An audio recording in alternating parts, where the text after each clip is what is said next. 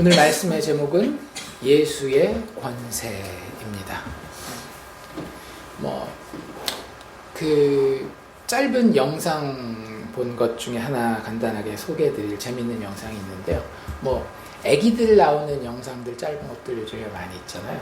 여기서 한 아이가 제가 본 영상에서 보면 그 엄마의 그 질문에 반응하는 그런 이야기, 그런 짧은 동영상인데, 엄마가 엄마 해볼래? 엄마? 그러면 애가 활짝 웃으면서 엄마 막 이러면서 엄마한테 너무 막 사랑스럽게 반응을 해요. 막 웃으면서 헤헤헤헤 막 이러고. 그런데 이제 질문이 바뀝니다. 아빠 한번 해볼래? 그러면 애가 못 들은 척하고 계속 이렇게 아빠 해보라니까 아빠 한번 해볼까? 그러면 막 뒤로 이렇게 막 돌아가는 그런 짧은 그런 영상을 통해서 모든 아버지들의 마음을 아프게 하는 그런 아기의 모습을 볼 수 있었는데요. 짧은 영상이지만 곤란한 질문을 대답하려고 하는 인간의 어떤 본성을 굉장히 잘 보여주는 그런 영상이지 않았나라는 생각이 듭니다.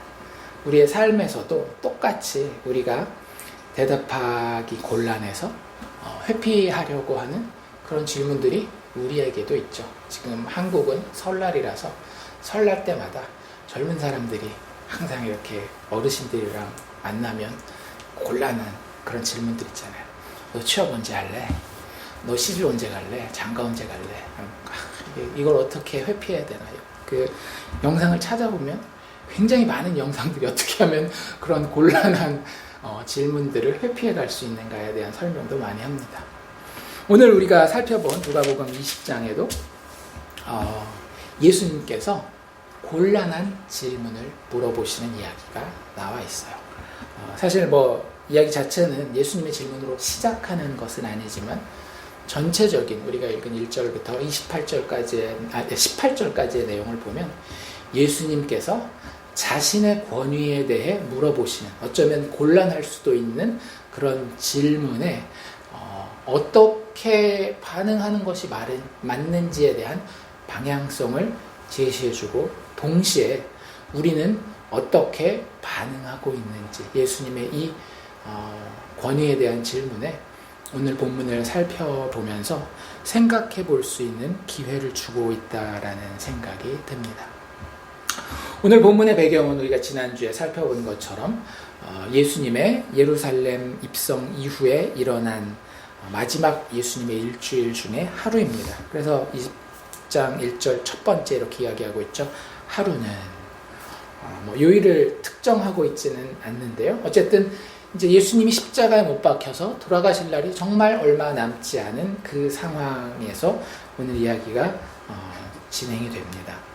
특별히 가장 가까운 문맥은 무엇인가 하면 19장 맨 마지막에 있었던 에피소드죠. 예수님께서 성전을 깨끗하게 하시는 그런 장면입니다. 그리고 그 일이 있고 난 이후에 누가는 곧바로 20장 처음에 이 이야기를 기록해 놓고 있어요. 그래서 오늘 우리가 읽은 본문을 크게 두 부분으로 나눠본다라고 한다면 앞에 1절부터 8절까지는 예수님의 권위에 대해 질문하는 사람들, 유대인들의 그 백성들의 지도자들 정도 되는데, 그냥 단순한 호기심이나 모르기 때문에 하는 질문이 아니라 예수님의 권위에 대해서 의심하고 도전하고 부정하기 위한 그런 어떤 질문을 던지는 에피소드가 하나 짧게 나오고, 그 이후에는 악한 농부들에 대한 비유가 하나 그 뒤에 이어서 나오고 있습니다.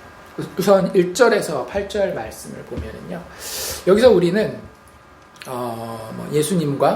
예수님께 질문하는 대제사장들, 서기관들, 그리고 장로들의 모습을 볼 수 있지만, 좀 더 제너럴하게 일반적으로 우리에게도 적용할 수 있는 모습을 한 가지 뽑아내서 본다라고 한다면, 이 1절에서 8절의 모습에는 자기의 이익과 정의가 침해받았다라고 생각하는 죄인들의 모습이 굉장히 잘 묘사되어 있다라고 생각이 되어집니다. 다시 한번 제가 말씀드릴게요.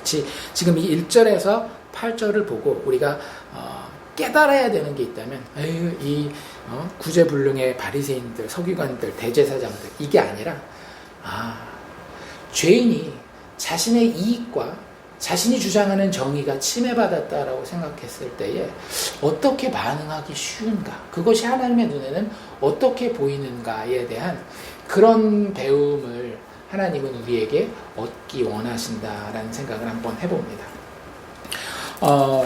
백성의 지도자들이 예수님의 권위에 대해서 일단 도전하는 데에서 이 이야기가 시작이 되는데요.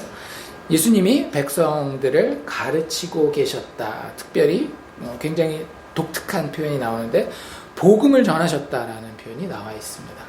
예수님 자체가 복음이시지만 예수님도 하나님 아버지의 뜻대로 하나님의 백성들에게 그것이 무엇인지를 설명하는 그런 사역을 계속해서 마지막 예루살렘에 입성하고 나서도 하시고 계시는 일을 우리는 다시 한번 이 장면을 통해서 보게 됩니다. 그때 예수님이 그 가르치시는 장소가 어디였는가 하면 성전이었어요. 이건 별로 특별한 것은 아닙니다. 그 당시에 유대인들이 하나님의 말씀을 듣는 장소는 성전 아니면 회당이었기 때문에 예수님이 성전에 가서 백성들을 가르치시고 복음을 전하시는 것은 별로 특별한 것은 아니었습니다. 게다가 지금은 6월절 절기를 대비하는 기간이기 때문에 많은 사람들이 성전으로 순례를 오는 그런 기간이었기 때문에 그들에게 하나님의 말씀을 가르치고 복음을 전하시는 데에 성전만큼 좋은 장소는 없다라는 생각이 들죠. 그래서 그 가운데 있는데 다른 등장인물들이 이제 여기 등장하죠. 대제사장들과 서기관들과 그리고 이제 추가적으로 백성들의 리더급 되는 장로들이 함께하였다라고 해서 장로들을 이제 추가적으로 여기에 더하면서 예수님을 향한 저항이 점점점 심해지는 것을 누가는 이제 예루살렘 입성 후에 예수님의 사역의 모습에서 보여주고 있습니다. 이 사람들은 보통 그 당시에 산헤드린이라고 하는 유대의 정치, 종교 이런 것들을 다 관장하는 그 그룹을 이루는 사람들이 바로 이 사람들이라고 보시면 되는데요. 이 사람들이 지금 예수님에게 질문을 하는 것은 예수님의 권위에 대한 질문입니다. 그리고 아까도 말씀드린 것처럼 단순히 모르기 때문에 물어보는 것이 아니라 그 권위에 도전을 하고 그 권위를 부정하기 위해서 그들이 이런 질문을 던지고 답변을 요구하죠. 2절에 보면 뭐라고 요구하고 있어요? 당신이 무슨 권위로 이런 일을 하는지, 이 권위를 준 이가 누구인지 우리에게 말하라 라고 이야기를 합니다. 이 질문에는요, 사실은 아까도 이야기한 것처럼 그들의 의도가 숨어 있는데요. 예수님의 권위를 부정할 뿐만 아니라 그 권위가 자신들에게 있다라고 하는 것을 이미 전제하고 암시하고 있는 거예요. 잘 생각해 보세요. 지금 이 사람들의 질문에서 당신이 무슨 권위로 이런 일을 하는가 이거 물어보잖아요. 도대체 여기서 이야기하는 이런 일이 뭘까요? 지금 앞뒤 문맥을 따져봤을 때 가장 가깝게는 뭐겠어요? 당신이 누구길래 우리에게 인정받은 랍비도 아닌데 성전에 와서 가르치고 있으니까 이걸 거고요. 조금 더 그 문맥을 넓힌다면 뭐겠어요? 19장 맨 마지막에 나와 있는 에피소드죠. 당신 도대체 누구길래 성전에 들어와서 우리가 다 허가해 놓은 저 재물을 파는 사람들과 동전을 거슬러 주는 사람들을 쫓아내고 그러고 있습니까? 그래서 이 사람들은 자기들의 이익이 지금 침해를 받은 거예요. 그리고 자신들의 가르침과는 어쩌면 달라 보이는 거룩하고 깨끗하고 자격 있는 자들을 하나님 앞에서 축복하고 그들과 공동체를 이루고 그렇지 않은 자들을 배척하는 그런 어떤 선민사상을 가진, 영적 선민사상을 가진 그런 가르침과 예수님이 모든 죄인과 세리와 세상에서 멸시받는 자들을 받아들여서 하나님의 기쁨의 잔치에 초대하는 이런 가르침이 본인들이 생각하는 정의의 그림과는 완전히 달랐던 겁니다. 그리고 본인들 생각에 본인들의 권위가 더 맞는 것이고 그것의 근원이 하나님께로부터 나왔다라고 본인들은 분명하게 믿고 그걸 예수님에게 강조하고 싶고 또 거기 모여있는 순례를 위해서 6월절 순례를 위해서 예루살렘에 와 있는 성전에 와 있는 이스라엘 사람들에게 유대인들에게 증명하고 싶어서 지금 이런 질문을 던지고 있는 거예요. 여러분들 우리의 인생에도 이와 비슷한 순간들이 많이 있습니다. 아까부터 계속 말씀드리지만 여기 나와 있는 이 유대 백성들의 지도자들은 단순히 우리의 손가락질을 받기 위해 여기 등장하는 사람들이 아니라 우리의 모습을 보여주기 위해 여기 등장한다라고 보시면 좋을 텐데요. 우리에게도 이런 때가 있지 않습니까? 인생을 살아가다가 일이 나의 뜻대로 풀리지 않을 때가 있어요. 그리고 나의 권리가 제한당하는 것처럼 느껴질 때가 있습니다. 예를 들자면 한국에서 학교에 핸드폰을 가지고 갔는데 그 핸드폰을 선생님이 이제 제출해라. 지금은 이제 대부분의 학교가 핸드폰 제출하는 경우가 많지만 처음에 핸드폰이 생겼을 때 그거에 대한 저항들이 만만치 않았었던 그런 사례들이 있거든요. 왜 그런 일을 하겠어요? 나의 권세가 이 핸드폰에 충분히 인정될 만한데 그걸 뺏어가는 거예요. 내 일이 내 뜻대로 풀리지 않거나 내 권리가 제한당하는 것처럼 느낄 때에 우리는 늘 이런 질문을 누군가에게 던집니다. 우리 위에 있는 권위자에게, 그게 눈에 보이는 인간이면 인간에게, 그리고 특별히 우리는 믿음의 사람이기 때문에 믿음의 사람으로서 우리의 인생에 대한 권위자가 하나님이라고 한다면 이렇게 질문하죠. 하나님, 감히 왜 지금 나에게 이런 일을 행하십니까? 왜 나에게서 이런 권세를 빼앗아가고 나에게서 이런 권세를 제한합니까? 내가 원하는 이런 일대로 하나님 당신 능력자라고 하는데 그렇다라고 한다면 내가 원하는 대로 일이 풀리게 하나님 이끌어 주셔야 되는 것 아닙니까? 감히 왜 지금 나에게 이런 일을 행하시는 겁니까? 도대체 그 권위를 누가 당신에게 주었습니까? 라는 심정을 가질 때가 사실은 참 많이 있다라는 것을 우리는 순간순간 발견하게 됩니다. 하나님이 원하시는 이 하나님의 권위, 특별히 예수 그리스도를 통해 하나님이 우리 인생의 주인이 되시고자 하는 그 권위의 주장에 대해서 하나님은 이런 반응을 원하시지 않으실 거예요. 하나님이 원하시는 반응은 어떤 반응이시겠어요? 그게 내가 내 뜻대로 지금 이 일이 가고 있지는 않지만 내가 원하는 차를 탈 수 없고 내가 원하는 집에서 살 수 없고 내가 원하는 음식을 먹지 못하고 내가 원하는 사람들과 가까운 친구 관계를 맺지 못한다 할지라도 이것 역시도 하나님의 뜻일 수 있겠구나. 그 아들 예수 그리스도까지 우리를 위해서 우리에게 보내주신 그분을 내가 신뢰한다라고 한다면 이것 역시 하나님의 권세하에 있는 하나님의 뜻일 수 있겠구나라고 하는 것이 사실은 우리가 가져야 하는 마땅한 하나님의 권위, 예수님의 권위에 대한 반응일 것입니다. 어쨌든 이들의 이 요구와 질문에 예수님은 이렇게 다시 되돌려서 질문으로 물어보고 계십니다. 아주 간단한 질문이에요. 요한의 세례 요한이 이스라엘 많은 백성들을 모아놓고 요단강에서 세례 베풀었었던 그 사건을 지금 여기서 떠올리면서 이미 요한은 그 헤롯 왕에게 사형을 당한 이후거든요. 그 요한의 세례에 대해서 질문하는 거죠. 요한의 세례가 하늘로부터 온 것이냐. 그래서 요한이 세례를 베푼 것이 하나님의 권위하에 그들에게, 백성들에게, 이스라엘에게 베풀어진 것이냐 아니면 사람으로부터냐. 그냥 요한이 자기가 만들어내서 자기의 정의를 가지고 자기의 그 고집으로 백성들을 호도한 것이냐. 이걸 물어보고 있는 거죠.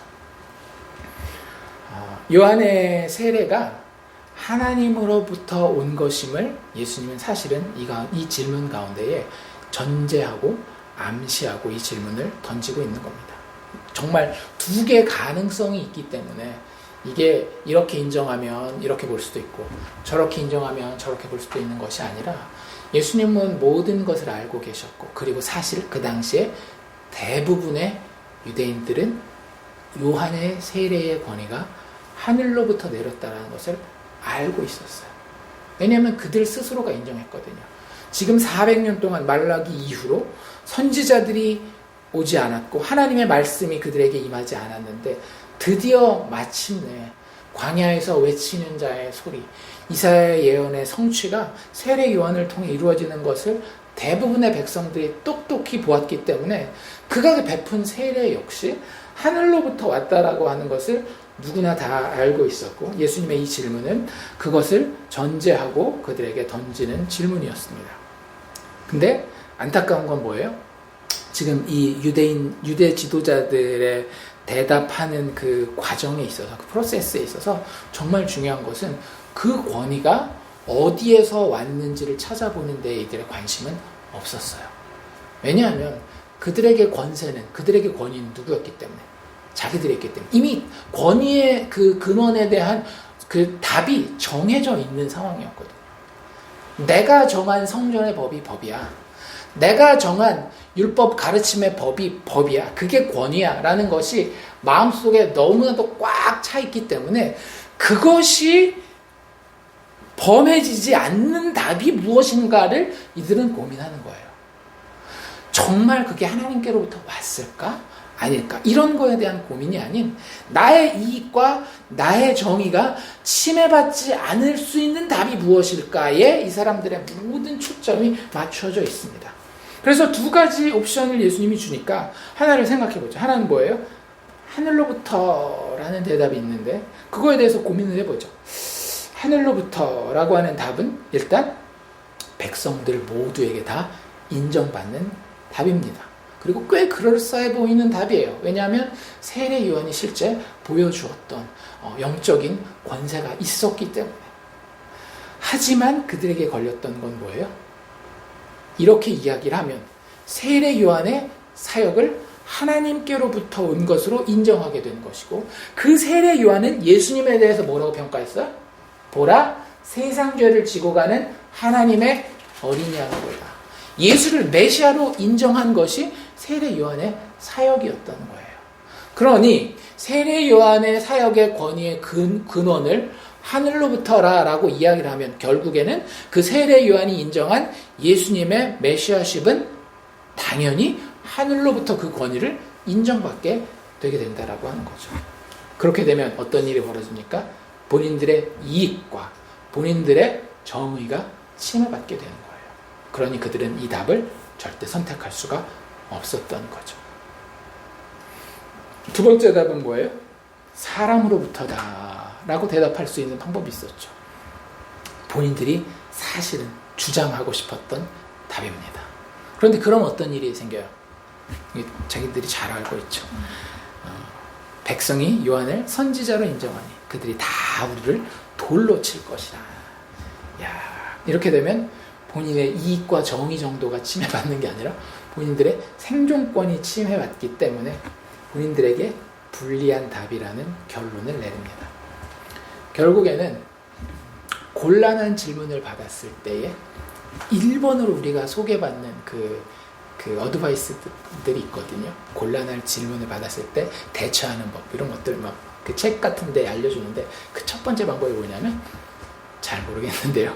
이렇게 대답하면 곤란한 질문을 피해갈 수 있다라고 많은 사람들이 조언하는데 그 방법을 택해요. 세상적으로 보면 똑똑한 거죠. 처세를 잘하는 거죠. 쉽게 얘기를 하자면. 처세를 잘하는 것이지만 하나님 앞에서는 그럴 수 없다라는 것이 문제입니다. 결국 이 사람들은 알지 못한다라고 얼버무리게 돼요. 그것에 대해 예수님은 마지막으로 이렇게 언급하십니다. 나도 무슨 권위로 이런 일을 하는지 너희에게 이르지 아니하리라. 이르지 못한다가 아니라 이르지 아니한다라는 거예요. 예수님은 그 자신의 권위의 근원이 분명히 어디에 있는지 알고 계셨어요. 그 근원은 하나님께로부터 왔습니다.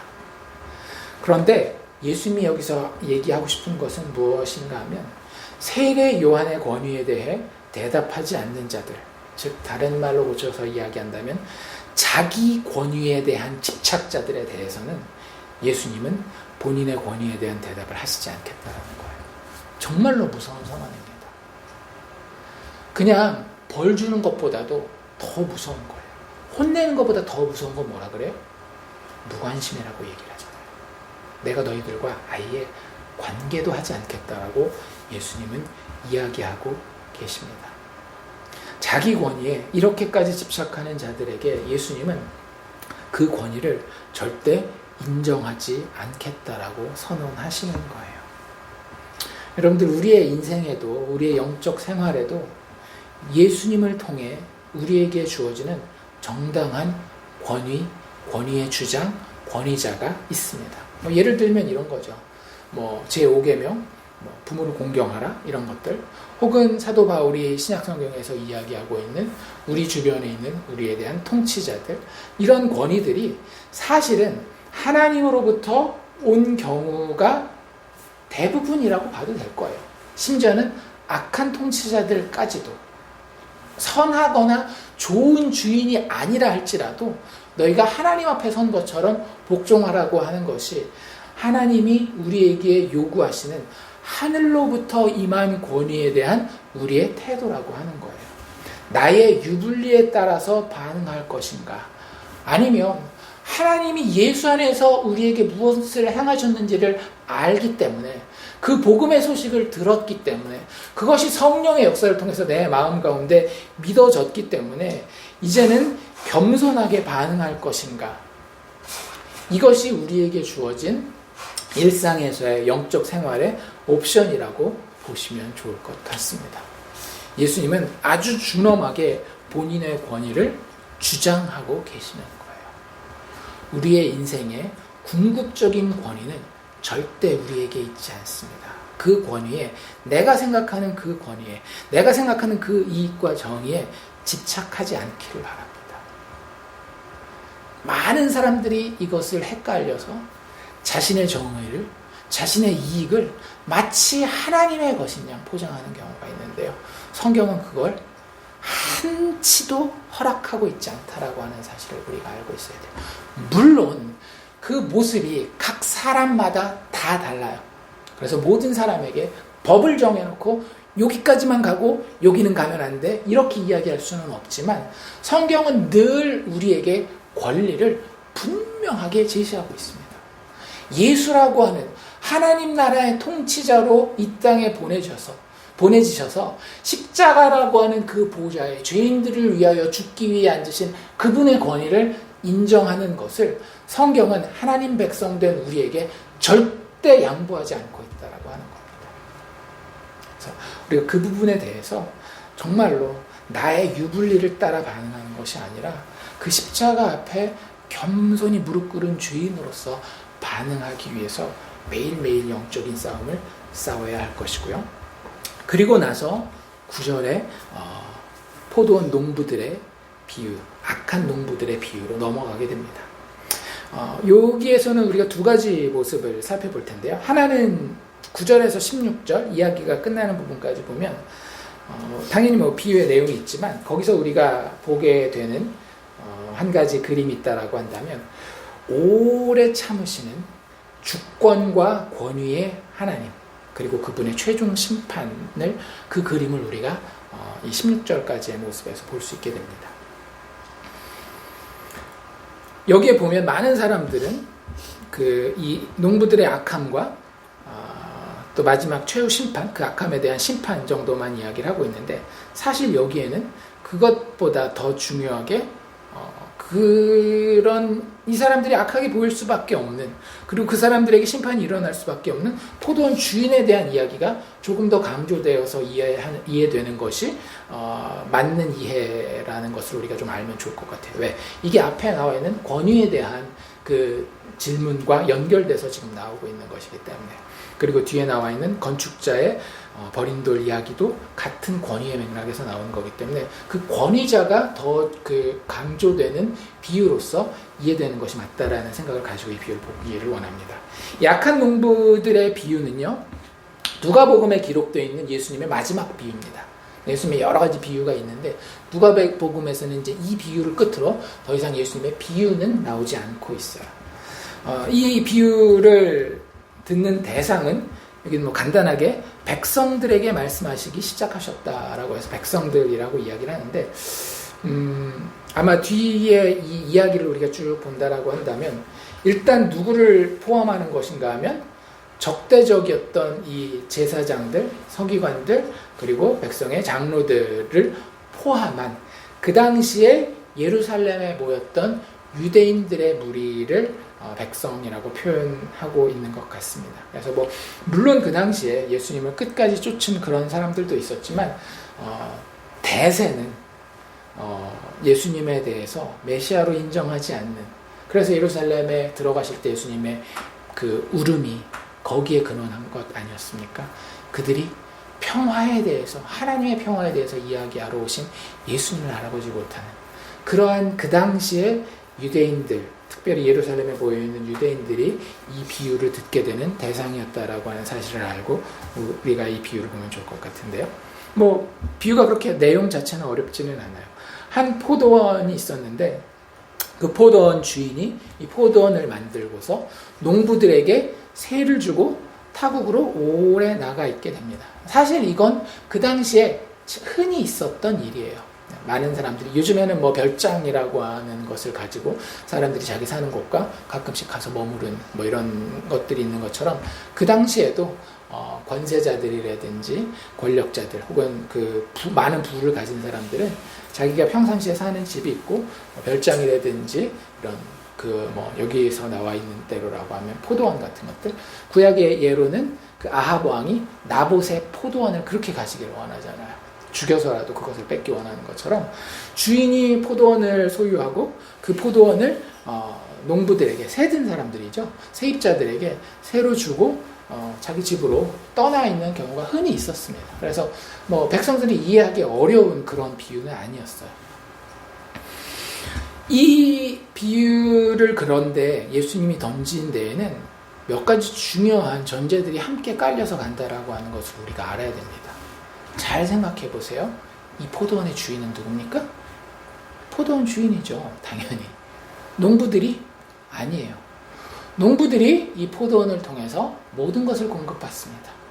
그들이 먹을 것, 그들이 마실 것, 그들이 입을 것의 근원이 다 어디에 있어요? 바로 이 포도원에 있어요. 농부들이 누리는 이 모든 것. 그런데 그것의 주인은 누구라고요? 포도원 주인이 자기가 아니라고 하는 거예요. 농부들이 누리는 모든 것의 주권은, 권위는 주인에게 있다라고 하는 것을 굉장히 강력하게 맨 앞에부터 깔고 시작하는 겁니다. 여러분들, 인류 역사의 가장 큰 문제는 무엇인가 하면 내가 누리고 있는 것의 주권이 누구에게 있는지가 분명치 않은 데 있는 거예요. 모든 인류의 역사에서, 그것이 유실론의 역사이건 무실론의 역사이건 본인들의 실질적인 삶의 현장에서 내가 누리고 있는 것의 주권자가 내가 아닌 그 누군가 다른 분이라고 하는 것을 인정하는 것은 인생을 살아가는 데 있어서, 역사를 써 내려가는 데 있어서 가장 중요한 사실입니다. 역사에 있어서, 인생에 있어서 큰 문제들이 일어나는 순간순간 우리가 그 페이지를 열어보면 항상 거기에는 어떤 이야기가 있는가 하면 주인의 주권을 인정하지 않는 이야기가 기록되어 있습니다. 내가 혹은 우리 그룹이 이 역사의 현장에, 이 인생의 장면에 주권자라고 하는 인식이 있을 때에 그 많은 비극들과 어려움들이 있는 거예요. 우리가 하늘에 바라보는 저 아름다운 노을의 모습이라든지 길을 걸어가면서 보게 되는 그 예쁜 꽃들의 모습, 우리가 거기에 정말 얼마나 보탠 일이 있습니까? 하지만 우리는 그것을 보고 큰 감동을 받고 마음의 만족감을 느끼지 않나요? 그런데 그것이 내 것이 아니라고요. 그럼 마땅히 거기에 반응해야 되는, 주권을 인정하는 그러한 태도들이 있어야 된다고 하는 거예요. 그 뒤에 그래서 이런 이야기가 나오죠. 10절에 때가 이름에 포도원의 소출, 그 열매 중에 얼마를 바치게 하려고 종을 주인이 보내었다. 소출을 요구하였다라고, 세를 요구하였다라고 예수님 이야기를 하십니다. 사실 이 비유는 말 그대로 비유죠. 그렇죠? 그러면 상징하는 바가 있을 거예요. 포도원 주인은 누구겠어요? 하나님이시겠죠. 여기 농부들은 누구를 이야기를 하는 걸까요? 유대인들을 이야기를 하는 거죠. 유대인들, 구약 역사를 지금 쭉 훑어서 딱 요약한 게 바로 이 비유라고 하는 거예요. 유대인들, 이스라엘 백성들, 하나님의 백성으로 불리운 그 사람들이 바로 이 농부들이라고 하는 거예요. 그러면 하나님이 과거 이스라엘에게 기대하셨던 것, 새로 요구하셨던 것은 무엇이겠습니까? 십계명을 지키는 것이요, 율법을 지키는 것이라고 너무 분명하게 구약 성경에 이야기하고 있어요. 나 외에 다른 신을 섬기지 말라. 우상신을 너에게 새겨 만들지 말라. 너희가 나의 이름을 경홀히 여기지 말라. 내가 정한 그 날 나의 주권과 나의 공급함을 인정하고 안식일을 거룩하게 지켜라. 이런 것들. 그리고 그건 말고도 여러 가지 율법들이 있지 않습니까? 그 모든 것들을 하나님은 당연히 이스라엘이 누릴 수 있는 가나안 땅과 그 가나안에서의 풍성함과 그들이 거기서 가지게 되는 어떤 군사력과 경제력과 인구의 성장, 이런 것들을 통해서 하나님이 공급하셨더라고요. 그리고 그 주권자로서 하나님이 요구하시는데, 무엇보다 요구한 것은 뭐예요? 제가 제일 좋아하는 팀 캐런 목사님의 설교, mercy, not sacrifice. 조금 더 다른 말로 바꾼다면 love, not sacrifice. 하나님이 그걸 요구한 이유, 율법을 지키라고 요구한 이유는 무엇이었는가 하면요, 내가 너희를 저 종되었던 곳에서, 그 작고 보잘것없는 곳에서 구해내 올 정도로 내가 너희한테 관심이 커. 내가 너희를 그렇게 사랑해. 그리고 내가 이 모든 것들을 너희에게 주었을 때에 그것이 너희에게 가장 아름답게 꽃피는 방법이 바로 이 율법을 따라가는 방법이야. 핵심은 뭐냐면요, 하나님의 백성을 향한 사랑입니다. 하나님이 하나님 백성들에게 구약시대 때 요구했었던 것은요, 사랑이었던 거예요.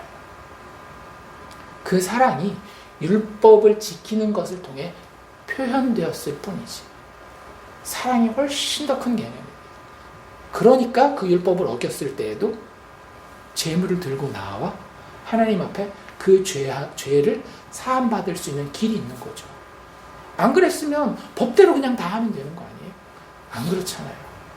하나님이 이스라엘 백성들에게 요구하셨던 그들의 포도원의 소출은 바로 하나님을 사랑하는 것이었습니다. 우상 숭배하지 말라는 게 단지 그 우상 앞에 가서 절하는 그 행동하면 안 된다, 그런 거 얘기하는 거겠어요? 아니라고요. 난 너희에게 관심이 참 많고 나는 너희와 사랑하기를 원하는데 너희들 나를 사랑하니? 내가 사랑하는데 당연히 너희도 그것이 감사하고 사랑스러워야 되지 않겠니? 라는 그것을 요구하고 계시는 거예요. 그렇다라고 한다면 하나님이 현재 하나님 백성들에게 기대하는 것은 무엇이겠습니까? 현재 우리에게 새로 요구하는 것은 무엇이겠냐라는 거죠. 간단하게 이야기하면 이런 것들이에요. 하나님, 우리가 예배하기를 원하십니다. 하나님, 우리가 말씀 생활 잘하기를 원하세요. 하나님, 우리가 기도 생활 잘하기를 원하세요.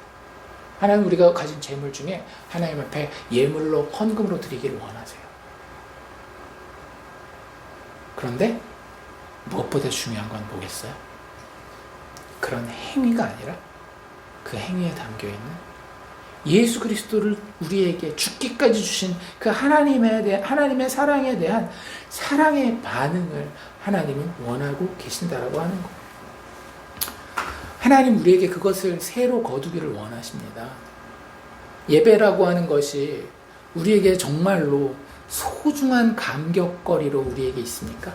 친구들을 만나기 위해 준비하는 것과 친구들을 만나기 위해 들뜬 마음을 가지는 것과 하나님을 만나 하나님과 교제하는 이 예배에 우리가 드리는 그 마음이 얼마나 어떤 차이가 있는지 우리가 스스로 한번 살펴볼 필요가 있는 거예요.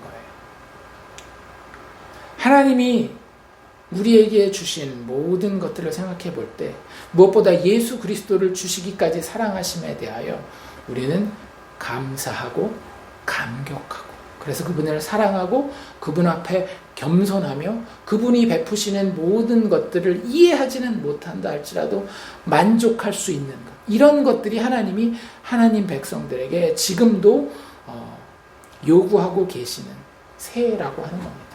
이 비유의 표현대로라고 한다면.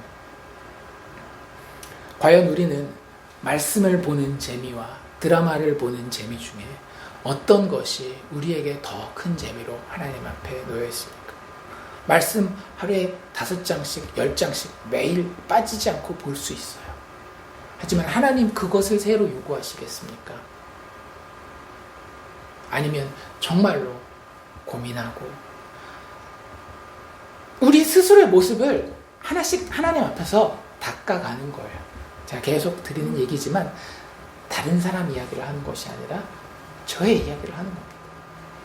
내가 재밌는 드라마를 볼 때 내 마음에 느껴지는 그 기쁨이 있어요. 재밌는 연극을 보러 갈 때에, 뮤지컬을 보러 갈 때에 우리가 느끼는 그런 기쁨이 있단 말이에요. 엔터테이닝한 요소가 있단 말이죠. 그런데 그거 죄입니까? 아닙니까? 그거 자체가 죄는 아니에요. 하지만 하나님은 그걸 우리에게 왜 주셨을까요? 나를 기쁘게 하는 그 기쁨에 실체가 있다라고 하는 거죠. 어디에? 하나님이 나에게 들려주시는 하나님의 음성에 그 실체가 있는 거예요. 말씀을 통해서 하나님이 우리에게, 하나님이 자격 없는 죄인들을 구원하신 그 하나님의 사랑의 역사에 대해서 하나님의 말씀에 기록해 놓고 있을 때에 우리가 말씀을 읽으면서 그 사랑을 참 즐거운 것으로, 기쁜 것으로 느끼고 있는지. 하나님 우리에게 기도를 요구하셔요. 우리가 마땅히 바쳐야 할 소출로서, 우리 포도원의 소출로서. 우리가 아침에 일어나서 가장 먼저 무엇합니까? 옛날엔 이런 질문을 하는 게 참 다양한 답을 가졌거든요. 근데 현대사회에서는 답이 진짜 통일되어 가기 시작해요. 아침에 일어나서 제일 먼저 하는 거 뭐예요? 핸드폰 확인. 그 아침 그 시간에 한국교회에서는 그런 얘기들도 하잖아요. 새벽기도 그거 율법주의다. 율법주의일 수 있겠죠. 그 사람 앞에 보이고자 하는 것이고, 그것을 못할 때 죄책감을 느낀다든지 했을 때 뿌듯함을 느낀다든지 그렇다라면 율법주의일 수 있겠지만, 그게 아니라 정말로 하나님과 어떻게 해서든지 교제하고 싶고, 나의 첫 시간 주님과 만나고 싶고, 그래서 주님 앞에 눈을 떴을 때 처음으로 드리는 그 시간에 기도하기 원하는 그런 마음, 끌림이 나에게 있느냐라고 하는 거죠. 그래서 그걸 하나님 앞에 드리고 있는지 우리는 살펴볼 필요가 있습니다. 하나님 지금도 하나님의 포도원에서 그 소출의 얼마를 다 달라 그러세요? 24시간? 아니잖아요. 하나님 우리가 그래 핸드폰도 해, 친구들도 만나, 드라마도 보려면 봐 하시지만 정말로 이것이 내 것이 아닌 당신의 것에서 근거합니다. 주권과 근원이 당신께 있습니다 라고 하는 그 진실한 고백을 하나님은 새로 원하시는 거예요. 소출 중에 다만 얼마라도. 헌금도 똑같은 거 아닌가요? 우리가 신학적으로 답은 다 알고 있잖아요. 내가 가진 돈 다 읽을 거예요. 하나님 거 맞잖아요, 신학적으로. 그런데 하나님이 우리 쓰도록 그냥 두신다니까요. 하나님 그 중에 얼마를 요구하시는데 10분의 1? 생떼기 전? 생떼기 후? 아니라고요. 그 마음으로 이것이 주님의 것입니다 라고 하는 그 고백을 원하는 거예요. 주님 당신이 주인이십니다, 이 고백을 원하신다. 그게 주인이 원하는 소출의 얼마, 그 세라고 하는 거예요. 다시 비유로 돌아옵시다. 그래서 그 세를 받기 위해서 종을 보냅니다. 그런데 농부들이 어떻게 해요? 종을 몹시 때리고 거저보내요. 11절에는 또 다시 다른 종을 보냈는데 그도 역시 몹시 때리고 이번엔 능욕까지 하고 거저보냅니다. 점점점 이 강도가 세지고 있는 거예요. 실제 헬라의 표현들을 보면은요. 12절에는 다시 세 번째 종을 보내니 이 종마저도 상하게 하고 내어 쫓아버렸다라고 이야기를 합니다. 세 번이라고 하는 것은 상징적인 숫자죠. 구약의 모든 보냄을 받은 선지자들을 사실은 상징하는 겁니다. 우리가 잘 아는 유명한 선지자들, 막 우리가 와 역시 하나님 앞에서 저렇게 크게 쓰임받고 이런 생각하지만 사실 그들의 마지막은 참 안타까웠던 경우가 많아요. 이사야 같은 경우도 돌에 썰려 죽고, 예레미야 같은 경우도 그 예레미야서 보면 진짜 안타깝지 않아요? 바벨론을 통해서 살 수 있는 기회마저 있었는데 끝까지 나만 혼자 못 죽어 하고 이집트까지 예레미야 끌고 가서 결국 거기서 죽거든요. 비참하게. 그런 모습들이 죄인들이 하나님의 보냄받은 종들에게 보였던 태도였다라고 하는 겁니다. 하나님이 보내신 선지자가 있을 때마다 그 종들을, 하나님으로부터 보냄받은 하나님의 그 메신저들을 멸시하고 해하며 거저 돌려 보냈다라고 하는 거예요. 그런데 여기서 우리가 한 가지 짚고 넘어가야 될 게 뭐냐면 이 주인은 참 오래 참는 분이라는 거예요. 우리는 자꾸 맨 마지막 결론만 생각해서 야 이거 까불면 안 되겠는데 이걸 생각하지만 아니에요. 지금 그 마지막 심판에 가기까지 이 주인은 기다리고 또 기다리고 기다리시는 분이라는 거예요. 오래 참으시는 분이라고 하는 거예요.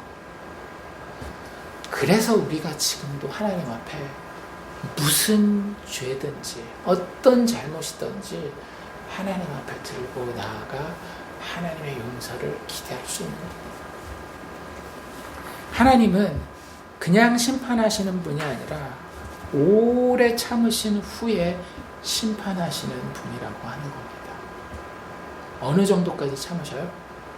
자기 아들을 보내주시기까지. 그냥 자기 아들이 아니라 여기 뭐라고 표현하고 있어요?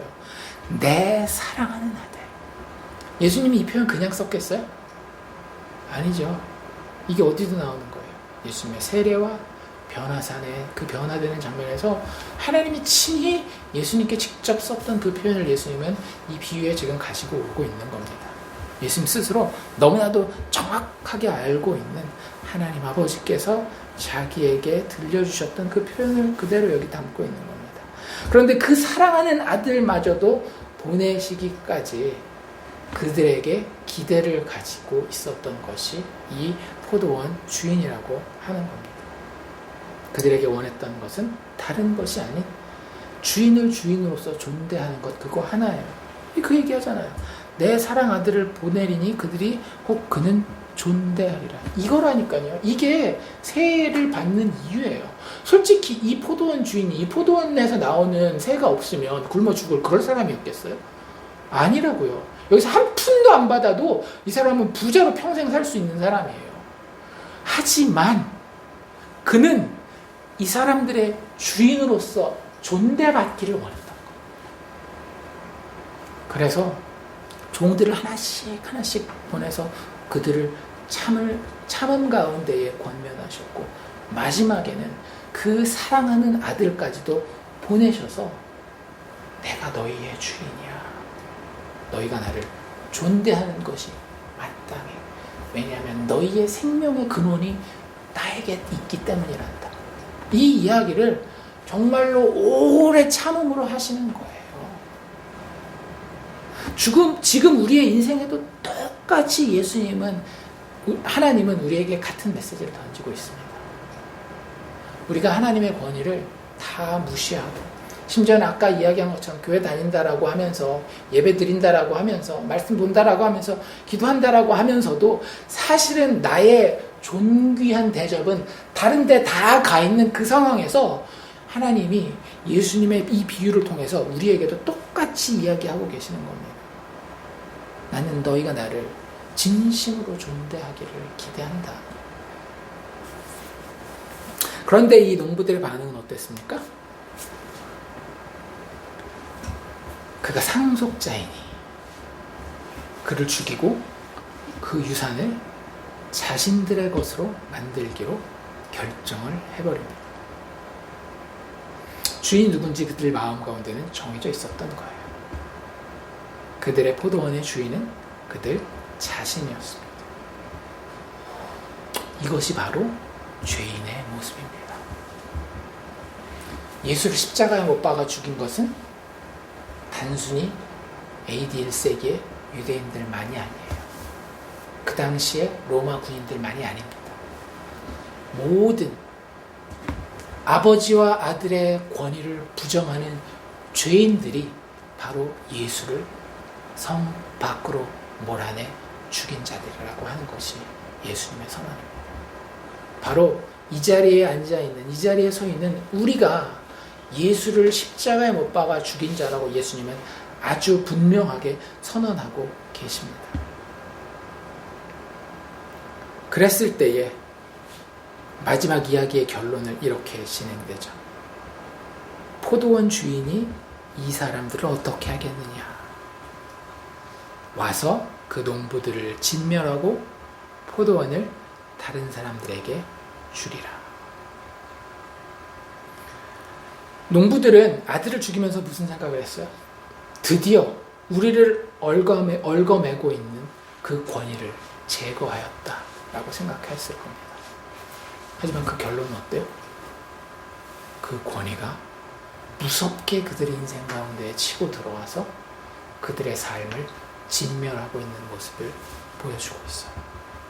실질적으로 우리가 예루살렘의 역사를 아는 것처럼 이 일은 역사 가운데에 하나의 또 다른 예표로 하나님의 백성들에게 각인되어 우리에게 전해지고 있습니다.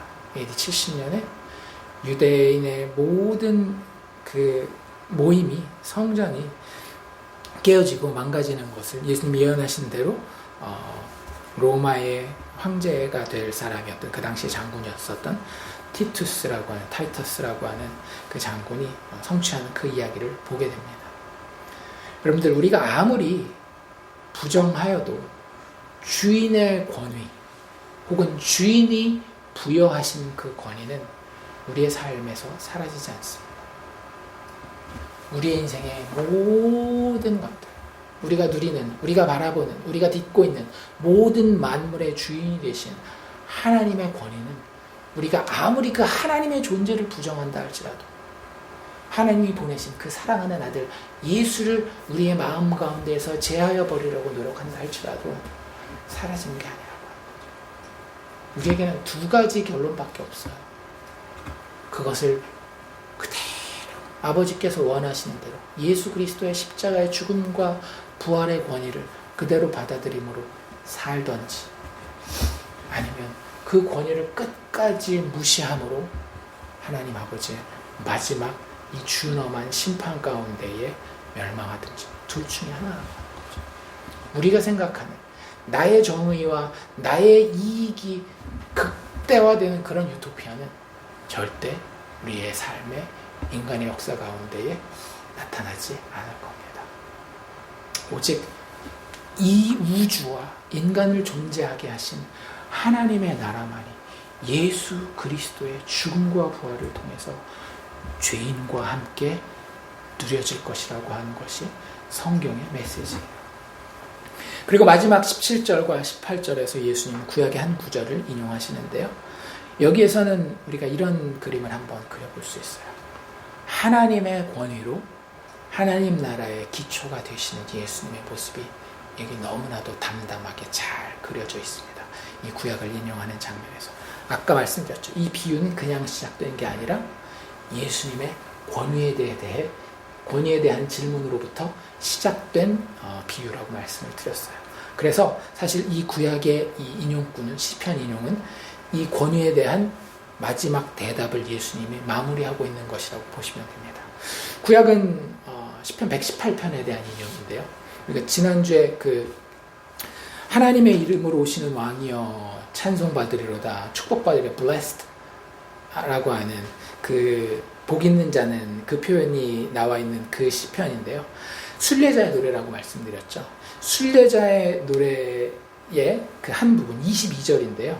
하나님이 어떻게 하나님의 백성들을 구원하시는지 참 이게 이해할 수가 없다. 이게 참 기이한 일이로다 라고 하는 뉘앙스에서 이 22절 말씀을 시편 118편 22절 말씀을 예수님이 갖다가 인용하고 있습니다. 뭐라고 하고 있어요? 건축자들의 버린 돌이 모퉁이의 머릿돌이 되었느니라. 일단 앞부분부터 살펴보면 돌이 있는데 건축자들이 보기에는 자기들 마음에 드는 돌이에요? 아니에요. 자기들 마음에는 전혀 들지 않는 거예요. 본인들의 이익과도 부합하지 않고 본인들의 정의의 기준에도 맞아 보이지 않는 그런 돌인 거예요. 그래서 건축자들은 이 돌은 어떻게 합니까? 버려요. 그냥 버리는 정도가 아니라 죽여버립니다.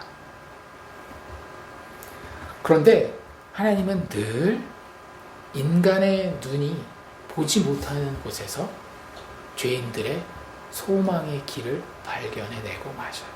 참 하나님 되게 재밌는 분이에요. 하나님은 항상 이 반전을 가지고 옵니다. 근데 이 하나님이 반전의 이야기를 가지고 오는 데는 이유가 있어요. 왠지 아세요? 우리의 상황 때문에 그래요. 우리가 하나님 앞에서 구원받으려면 반전 말고는 방법이 없다니까요. 당연히 기대되는 구원을 우리는 받는 게 아니에요. 어떻게 저런 인간이 구원을 받지? 이게 모든 죄인이 구원받는 방법입니다. 그래서 하나님이 구원하시는 그 방법, 그분이 메시아를 보내고 그분을 사용하는 방법도 그런 반전의 방법을 쓰시는 거예요. 사람들이 도대체 이해할 수 없는, 아니 하나님 나라의 왕으로 태어날 자는 왕궁에 태어나야 되는 거 아닙니까? 라고 동방박사들은 왕궁을 향해 가잖아요. 그런데 아기 예수는 어디 태어났어요? 저 베들레헴 구석에 말구유에 태어나시잖아요. 사람들이 인정하지 않을 만한, 인정할 수 없어 보이는, 사람들이 거절한 자가 하나님의 건물에, 하나님의 나라의 가장 중요한 기초가, 통치의 기초가 될 것을 예언하고 있는 것이 바로 이 시편 118편 22절 말씀입니다. 어쩌면 영적인 눈이 멀어버린 우리 죄인들에게는 당연히 보이지 않는 것이 바로 이 구원자 예수의 모습이요 사역일 것입니다. 그러니까 우리가 그 당시에 유대인들을 손가락질을 할 게 없다니까요. 안 보이는 게 맞는 거예요. 숨겨있는 이 반전 스토리를 우리가 어떻게 발견하겠어요? 그거 다 알고 있으면 재미없지. 근데 하나님께서 이 반전의 이야기를, 죄인을 구원하시는 이 이야기를 사람들이 모두가 거절하는 그 모퉁이 돌 되시는 예수에게 두고 있다라고 하는 겁니다. 그리고 그분을 모든 건물의 모양을 잡아가는, 모든 건물이 의탁하고 있는 모퉁이에 두는 머릿돌로 하나님이 삼아버리신다라고 하는 거죠. 당시의 백성들 그리고 그 후에 많은 사람들이 예수를 거절하지만 하나님은 바로 십자가에 죽으시는 이분을 통해서 당신의 나라의 기초를 삼고 계십니다. 우리는 예수를 자꾸 어떻게 가지고 오려고 해요? 단순한 도덕 선생이나 인생의 모범, 혹은 내 인생에서 있을 수도 있고 없을 수도 있는 선택사항으로 가지고 오려고 합니다. 하지만 성경은 우리에게 분명히 이야기하고 있습니다. 예수는 하나님의 아들이시오, 모든 영혼의 주권자로서 하나님의 나라, 즉 교회에 없어서는 안 될 기초석이요 머릿돌이 될 것이라고 예수님은 이렇게 구약의 말씀을 통해 선언하고 계십니다. 그렇기 때문에 이 돌을 대적하는 자의 마지막은 무엇일 수밖에 없어요? 파멸일 수밖에 없는 거죠. 무릇 이 돌 위에 떨어지는 자는 깨어지겠고 이 돌이 사람 위에 떨어지면 그를 가루로 만들어 흩어버리리라. 하나님의 머릿돌 대신 예수 그리스도를 대적하고 그를 거역하는 자의 운명은 파멸일 수밖에 없음을 예수는 분명하게 선언하고 계십니다. 죄인의 유일한 소망, 하나님의 머릿돌 예수, 우리는 그분 앞에 연결되어져서 자라가야 할 필요가 있는 겁니다. 우리의 일상에서 우리의 이익과 정의를 예수 그리스도의 권위와 대립시키고 있지는 않는지 말씀을 마치면서 한번 고민해 볼 수 있기를 원합니다. 거창한 이런 것들 말고 아주 작은 우리의 일상에 우리가 매일매일 겪는 그 순간순간들을 대입해서 과연 나는 나의 이익과 나의 정의를 예수 그리스도의 권위와 대립시키고 있지 않는지.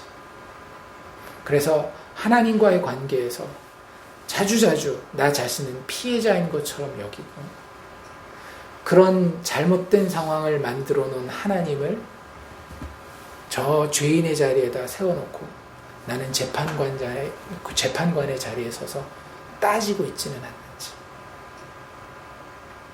하지만 오늘 이 말씀을 통해서 성경이 우리에게 무엇을 가르치고 있는지 다시 한번 생각해 봅시다.